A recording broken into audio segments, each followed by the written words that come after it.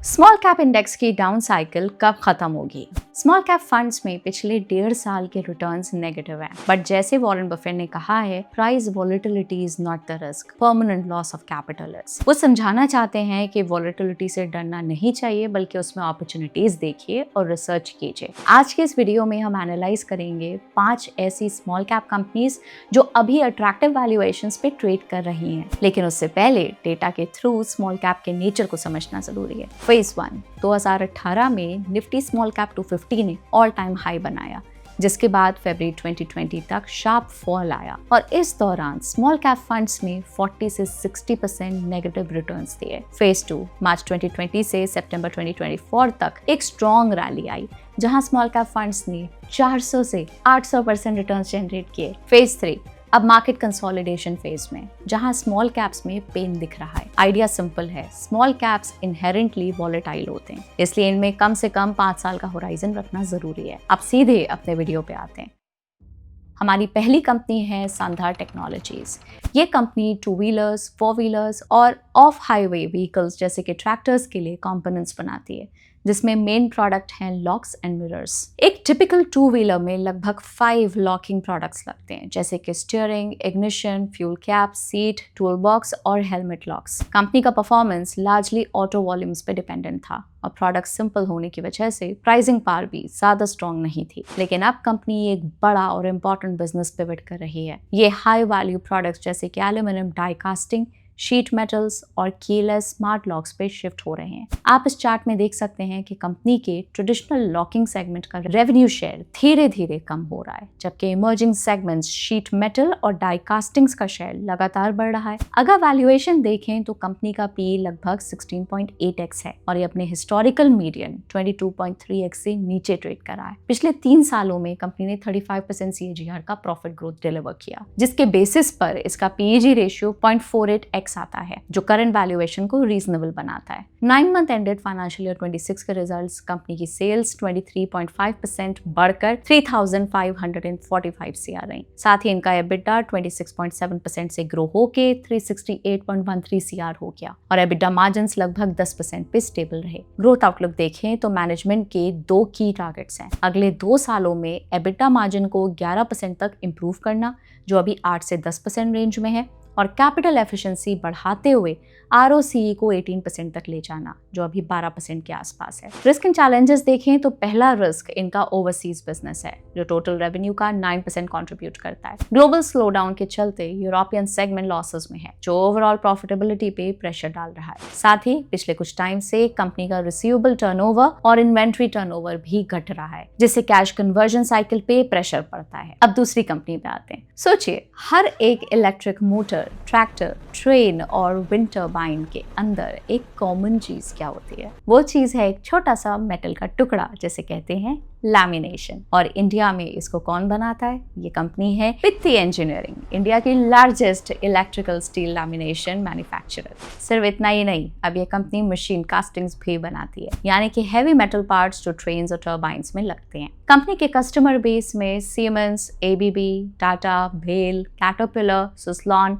और 100+ marquee customers हैं। As of 9 month ended financial year 26, company का एक्सपोर्ट रेवेन्यू शेयर 28% है। अगर वैल्यूएशन देखें तो कंपनी का पी लगभग 24.5x है और यह अपने हिस्टोरिकल मीडियन 24.5x के आसपास ट्रेड कर रहा है। पिछले 3 सालों में कंपनी ने 33% CAGR की प्रॉफिट ग्रोथ डिलीवर की है, जिसके बेसिस पे इसका PEG रेशियो 0.74x आता है, जो करंट वैल्यूएशन को रीजनेबल बनाता है। 9 मंथ्स के एंड में रिजल्ट में कंपनी के सेल्स 14% ईयर ऑन ईयर बढ़कर 1,411 CR रही। साथ ही इनका EBITDA 26% से ग्रो होके 241 करोड़ हो गया है और EBITDA मार्जिन्स भी 15.5% से जंप करके 17% हो गए। बेटर प्रोडक्ट मिक्स के चलते मार्जिन्स में इंप्रूवमेंट देखने को मिला। ग्रोथ आउटलुक देखें तो मैनेजमेंट ने 150 CR का कैपेक्स प्लान अनाउंस किया है, जो फाइनेंशियल ईयर 27 तक एग्जीक्यूट होगा और इसी पीरियड में इंक्रीमेंटल रेवेन्यूज आने भी स्टार्ट हो जाएंगे। इंडिया की डेटा सेंटर कैपेसिटी 1.5 गीगावाट तक पहुंच चुकी है, जिससे कूलिंग मोटर्स की डिमांड स्ट्रॉन्ग बनी हुई है और कंपनी डेटा सेंटर सेगमेंट का रेवेन्यू शेयर पिछले क्वार्टर के 2.7% से बढ़कर Q3 में 3.7% हो गया है और मैनेजमेंट फाइनेंशियल ईयर 27 तक इस सेगमेंट में 25 से 30% ग्रोथ एक्सपेक्ट कर रही है। रिस्क एंड चैलेंजेस की बात करें तो BIS सर्टिफाइड स्टील इंपोर्ट्स के अनसर्टेनिटीज के चलते कंपनी को हायर इन्वेंट्री रखनी पड़ रही है, जिससे बैलेंस शीट पे प्रेशर आ रहा है। इस वजह से शॉर्ट टर्म डेट पर डिपेंडेंसी बढ़ रही है, जिसने डेट लेवल्स और इंटरेस्ट कॉस्ट दोनों को ऊपर पुश किया है। तीसरी कंपनी है कैप्लिन पॉइंट लेबोरेटरीज। ये company bottom of the pyramid यानी कि अंडर सर्व्ड मार्केट्स जैसे कि लैटिन अमेरिका और फ्रैंकोफोन अफ्रीका में फोकस करती है, जहां बाकी बड़ी कंपनीज का फोकस कम होता है। लैटिन अमेरिका से रेवेन्यू शेयर 76% है, जबकि US से 20% और अफ्रीका से 4%। पहले कंपनी का फोकस बेसिक जेनेरिक्स पर था, लेकिन अब ये हाई मार्जिन कॉम्प्लेक्स ड्रग्स और ब्रांडेड जेनेरिक्स पे शिफ्ट हो चुकी है। ब्रांडेड जेनेरिक्स का रेवेन्यू शेयर फाइनेंशियल ईयर 15 के 5% से बढ़कर फाइनेंशियल ईयर 25 में 25% हो गया है। कंपनी की 60% मेडिसिन इन हाउस बनती हैं, जबकि 40% पार्टनर्स जैसे कि चाइना से आउटसोर्स होती है। अगर वैल्यूएशन देखें तो कंपनी का PE 20.9x है, जो अपने हिस्टोरिकल मीडियन 22.2x के नीचे ट्रेड कर रहा है। पिछले 3 सालों में कंपनी ने 21% CAGR की प्रॉफिट ग्रोथ डिलीवर की है, जिसके बेसिस पर इसका PEG रेशियो 0.97x आता है, जो करंट वैल्यूएशन को रीजनेबल बनाता है। 9 मंथ्स में कंपनी की सेल्स 10.6% ईयर ऑन ईयर बढ़कर 1587 CR रही। साथ ही इनका EBITDA 17% ग्रो होके 644 CR पर पहुंच गया है और EBITDA मार्जिन 36.5% से बढ़कर 38.5% हो गया। एनुअल बेसिस पे कंपनी के मार्जिन्स इंप्रूव हो रहे हैं। फाइनेंशियल ईयर 21 के 31% से बढ़कर फाइनेंशियल ईयर 25 में 34% और अब TTM बेसिस पे 35%। इस पर मैनेजमेंट ने बताया है कि उनका कॉस्ट ऑफ गुड्स सोल्ड पिछले 3 सालों में रेवेन्यू के 43% से इंप्रूव होके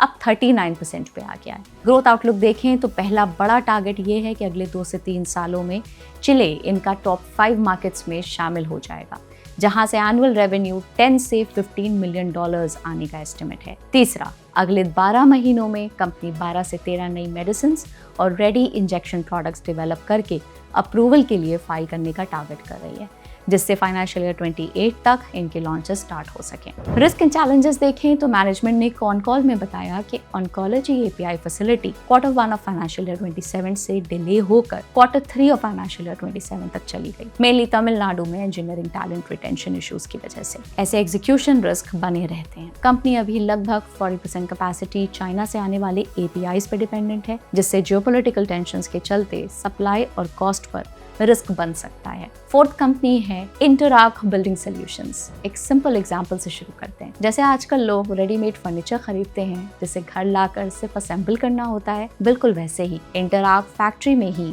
बड़ी बिल्डिंग्स के स्टील पार्ट्स बनाती है और साइट पे उन्हें असेंबल करती है। इस कॉन्सेप्ट को प्री इंजीनियर्ड बिल्डिंग्स या PEB कहा जाता है। ये इंडिया की second largest integrated PEB player है। कंपनी के steel products warehouses, retail outlets और मैन्युफैक्चरिंग यूनिट्स के कंस्ट्रक्शन में यूज होते हैं। वैल्यूएशन वाइज कंपनी का PE 22.8x है, जो अपने हिस्टोरिकल मीडियन 27.7x के नीचे ट्रेड कर रहा है। पिछले 3 सालों में कंपनी ने 85% CAGR की प्रॉफिट ग्रोथ डिलीवर की है, जिसके बेसिस पे इसका PEG रेशियो 0.27x आता है, जो करंट वैल्यूएशन को रीजनेबल बनाता है। 9 मंथ्स में कंपनी की सेल्स 41% बढ़कर 1394 CR रही। साथ ही इनका EBITDA 41% ग्रो होके 123 करोड़ पर पहुंच गया और मार्जिन्स लगभग 9% पे स्टेबल रहे। इस स्ट्रॉन्ग ग्रोथ का मेन रीजन रहा मैन्युफैक्चरिंग, रिन्यूएबल्स और डेटा सेंटर्स जैसी इंडस्ट्रीज से आए हुए नए बड़े orders. As of January 26 company का ऑर्डर बुक 1685 CR का है, जो फाइनेंशियल ईयर 25 रेवेन्यूज का 115% है।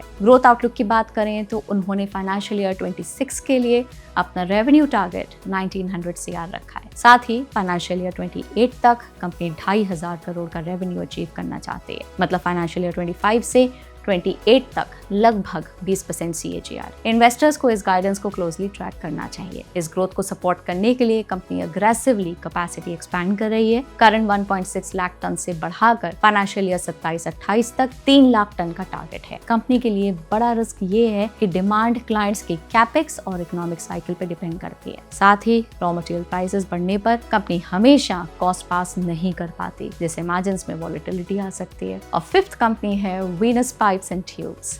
ये बड़ी इंडस्ट्रीज में एक्सट्रीम हीट, प्रेशर और डेंजरस केमिकल्स को हैंडल करने के लिए स्टेनलेस स्टील पाइप्स बनाते हैं। साथ ही अब कंपनी फिटिंग सेगमेंट में भी एंटर कर रही है ताकि अपने कस्टमर्स को एक complete end to end piping solution दे सकें। As of 9 months ended financial year 26, company का 36% रेवेन्यू एक्सपोर्ट से आता है। अगर वैल्यूएशन देखें तो कंपनी का P 26x है, जो अपने हिस्टोरिकल मीडियन 35.4x से काफी नीचे ट्रेड कर रहा है। पिछले 3 सालों में कंपनी ने 43% CAGR की प्रॉफिट ग्रोथ डिलीवर की है, जिसके बेसिस पे इसका PEG रेशियो 0.61x आता है, जो करंट वैल्यूएशन को रीजनेबल बनाता है। 9 months में कंपनी की सेल्स 23% बढ़कर 864 CR रही, लेकिन इनका EBITDA सिर्फ 12% ही बढ़ा क्योंकि मार्जिन्स थोड़े कंप्रेस हुए, जो 18% से गिरकर 16% पे आ गए। मार्जिन्स में गिरावट का मेन रीजन यूएस और मिडिल ईस्ट एक्सपेंशन है, जहां इनिशियल कॉस्ट हाई होते हैं। साथ ही Q2, Q3 में यूएस एक्सपोर्ट्स में कमी के चलते वेल्डेड पाइप सेगमेंट की ग्रोथ भी स्लो रही है। ये एक्सपोर्ट मार्केट वॉलेटिलिटी कंपनी के लिए एक रिस्क है। एज ऑफ December 25, कंपनी का ऑर्डर 470 CR का है, जो फाइनेंशियल ईयर 25 रेवेन्यूज का 49% है।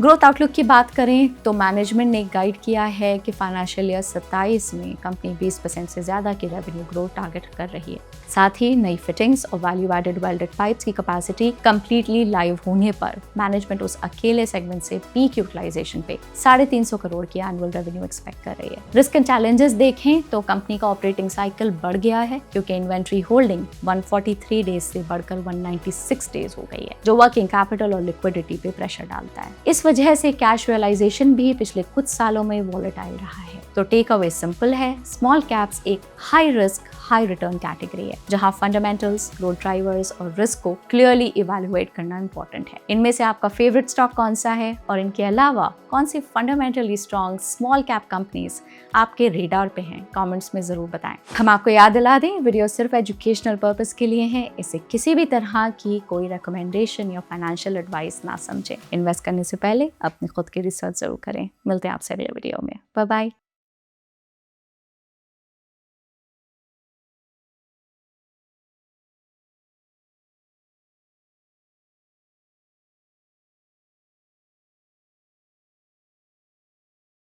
Investment in securities market are subject to market risks. Read all the related documents carefully before investing. Please read the risk disclosure documents carefully before investing in equity shares, derivatives, mutual fund, and or other instruments traded on the stock exchanges.